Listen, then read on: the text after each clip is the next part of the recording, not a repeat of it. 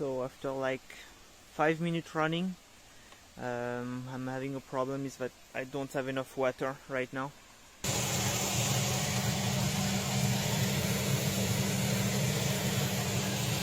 That's around 200 watts.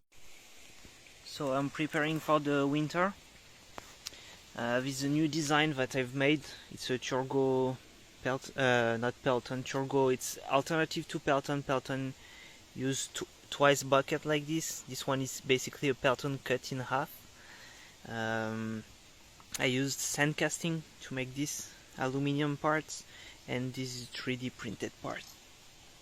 Then it's a basic LG inverter.